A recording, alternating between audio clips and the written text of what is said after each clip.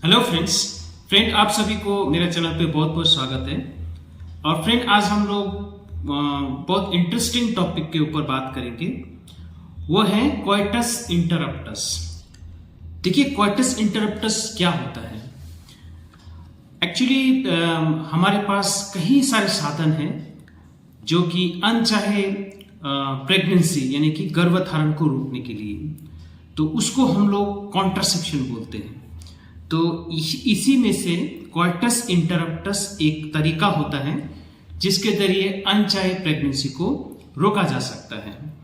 अब देखिए coitus interruptus में होता क्या है कि जब भी पुरुष और स्त्री आपस में संबंध होता है यानी कि सेक्सुअल इंटरकोर्स होता है, तो पुरुष क्या करता है, जो मेल पार्टनर वो उसका जो स्पर्म यानी कि शुक्राणु जो होता है योनि से बाहर वो इजैकुलेट करता है यानी कि उसको फेंकता है। तो इसी को हम लोग बोलते हैं कोइटस इंटरप्टस।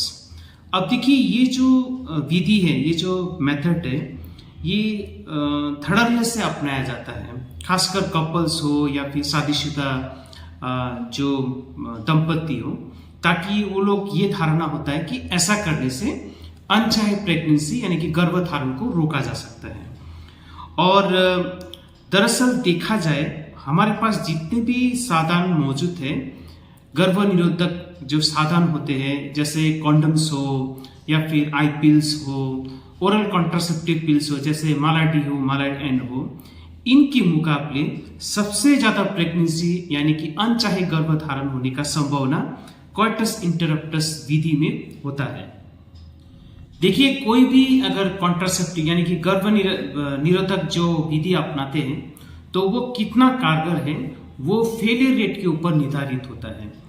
फेलियर रेट मतलब कि कितना प्रतिशत ये सक्षम होता है अनचाहे प्रेगनेंसी को रोकने के लिए, और कितना प्रतिशत ये सक्षम नहीं होता है अनचाहे प्रेगनेंसी यानी कि गर्भधारण को रोकने के लिए। अब देखिए जैसे एक उदाहरण से हम लोग इसको समझते हैं। अगर कोई स्त्री अगर ओरल कॉन्ट्रासेप्टिव पिल्स ले रहे हो यानी कि मालाडी, अगर वो ठीक ढंग से ले रहा है तो उसका जो फेलियर रेट होता है वो 1% के करीब करीब रहता है। इसका मतलब ये हुआ, अगर 100 स्त्रियों में या फिर दंपतियों में अगर मालाडी अगर ठीक ढंग से मालाडी या माला एन अगर ठीक ढंग से प्रयोग कर रहा है, तो उसमें एक साल के अंदर इन्हीं 100 स्त्रियों में से एक या उससे एक के आसपास गर्भधारण होने का संभावना रहता है।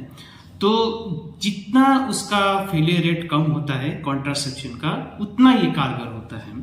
अब देखिए लोग जो कोइटस इंटरप्टस जो विधि होता है वो धड़ल्ले से अपनाते अपना ये सोच कि इससे अनचाहे प्रेगनेंसी रोकने में ये कारगर होता है। दरअसल देखा जाए तो ये उतना कारगर नहीं होता है जितना कि बाकी हमारे पास जो कॉन्ट्रासेप्शन का साधन बचा हुआ है या फिर उपलब्ध है। अब देखिए एक स्रोत में ये पाया गया है कि इसका जो फेलियर रेट होता है यानी कि कोइटस इंटरप्टस, इसका फेलियर रेट 30 से लेके 5% के आसपास है। अब देखिए 30 और 5% इसका मतलब क्या हुआ। अगर हम 30% फेलियर रेट को लेते हैं तो कोई भी 100 दंपति अगर कोइटस इंटरप्टस को अपनाते हैं तो उसमें 100 में से 30 जो महिला होता है एक साल के अंदर प्रेगनेंसी होने का संभावना रहता है इस कोइटस इंटरप्टस जो विधि अपनाने से। अब देखिए इसको अगर आप ठीक ढंग से कोइटस इंटरप्टस को अपनाते हैं तो ये जो फेलियर रेट है इसको कम किया जा सकता है, उसको 5% तक लाया जा सकता है। वो क्या क्या तरीका होता है जिससे कि कोइटस इंटरप्टस अपनाने के बाद जो फेलियर रेट को कम किया जा सके, उसके बारे में हम लोग चर्चा करेंगे। सबसे पहले साधन है हमारे पास, जब भी आप इस विधि को अपनाते हैं तो सबसे पहले तो पार्टनर्स को एकदम कोऑपरेटिव होना पड़ता है, यानी कि एक दूसरे को कोऑपरेट करना पड़ता है। उसके साथ साथ जो मेल पार्टनर्स होते हैं उसको सेल्फ कंट्रोल और सेल्फ रियलाइजेशन होना काफ़ी जरूरी होता है, क्योंकि जब भी आप संभोग करते हैं यानी कि सेक्सुअल इंटरकोर्स करते हैं तो आपको वो समय पता होना चाहिए जब आप इजैकुलेट करने वाले होते हैं, तो उस समय आपको जो आपका लिंग को बाहर करना होता है। अब देखिए जो कॉर्टस इंटरप्टस होता है इसमें फेलियर रेट इतना ज़्यादा क्यों होता है? एक्चुअली इसमें क्या होता है कि जो स्पर्म यानी कि शुक्राणु निकालने से पहले पुरुष का लिंग में एक पानी जैसा पदार्थ निकलता है जो कि स्पर्म यानी कि शुक्राणु को गति देने में मदद करता है, तो उसको हम लोग बोलते हैं प्रीकॉम फ्लूइड। और ये पाया गया है कि प्रीकॉम फ्लूइड में भी कभी कभी शुक्राणु पाया जाता है यानी कि स्पर्म पाया जाता है, जो कि स्त्री का योनि के संपर्क में आने से गर्भधारण होने का संभावना होता है। अब दूसरा होता है कि जब स्त्रियों में जब मासिक शुरू हो जाता है तो उस दिन के 10 दिन बाद 10 दिन से 17 दिन के अंदर में आपको ये विधि नहीं अपनाना है, यानी कि कॉइटस इंटरप्टस जो विधि होता है इसको नहीं अपनाना है। तो 10 से 17 दिन, मासिक के 10 से 17 दिन के अंदर आपको कोई और जो विधि, जो ओरल कॉन्ट्रासेप्टिव मेथड्स होते हैं उसको आपको अपनाने से बेहतर रहता है, या फिर उस दिन आप संबंध ना बनाएं तो अच्छा रहता है, यदि आप चाहते हैं कि आप अनचाहे प्रेगनेंसी ना हो। तो देखिए इस समय क्या होता है कि मेंस्ट्रुएशन के 10 दिन से लेकर 17 दिन के अंदर स्त्रियों में ओव्यूलेशन का टाइम होता है, तो ओव्यूलेशन का टाइम पे प्रेगनेंसी होने का संभावना सबसे ज्यादा रहता है अगर इस समय आप कॉइटस इंटरप्टस अपनाते हैं तो। अब तीसरा जो उपाय होता है वो है स्त्रियों को ये ध्यान रखना होता है, क्योंकि देखिए जो स्त्रियों का जो बच्चादानी का जो निचला मुंह होता है उसको हम लोग सर्विक्स बोलते हैं।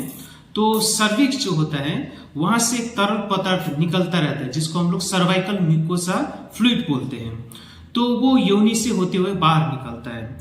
तो देखिए जब सर्वाइकल म्यूकोजल फ्लूइड जो होते हैं, अगर वो जो इस फिगर में दिख रहे हैं आप, अगर इस तरह से पतला सा लंबा चिपचिपा तरीके का हो तो उस समय आपको कॉइटस इंटरप्टस विधि को नहीं अपनाना है, क्योंकि ये इसमें ये संकेत देता है कि स्त्री जो होता है उस समय फर्टाइल स्टेट में होता है।